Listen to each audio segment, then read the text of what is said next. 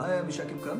ও মাই god, Tollywood superstar Shakib Khan আর কলকাতার জনপ্রিয় অভিনেত্রী মিমি চক্রবর্তী একসাথে লাইভে এসেছিল। তারা লাইভে কি কথা বলেছে সেটাতে আমি আপনাদেরকে দেখাবো এবং বলবোই। তার আগে আপনাদের কাছে আমার একটাই রিকোয়েস্ট, যারা এখনও ভিডিওটিতে একটা লাইক করেনি তারা প্লিজ ভিডিওটিতে একটা লাইক করে চ্যানেলটি সাবস্ক্রাইব করে দিন।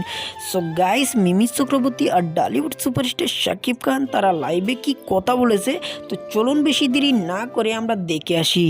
হাই আমি শাকিব খান। হাই, কেমন আছো? Let's start. আমি খুব একটা জানি না এটা কি করে হয়, খুব কষ্ট করে একে ফোন করে ওকে ফোন করে লাইভটা এসছি। মিমি চক্রবর্তীকে শাকিব খান বলে তুফানের টিজার দেখেছেন? তারপরে মিমি চক্রবর্তী বলে হ্যাঁ দেখেছি। মানে আমি ভাবিনি যে এত ভয়ঙ্করভাবে হবে। মানে টিজারটা দেখে মনে হচ্ছে একটা বলিউডের কোনো মানে টিজার। আপনি তো ভয়ঙ্করভাবে অভিনয় করেছেন। তো গাইজ, তাদের মধ্যে আরও অনেক কথা হয়েছে, পুরো মানে কিছু আপনাদেরকে দেখাতে পারলাম না, তার জন্য সরি।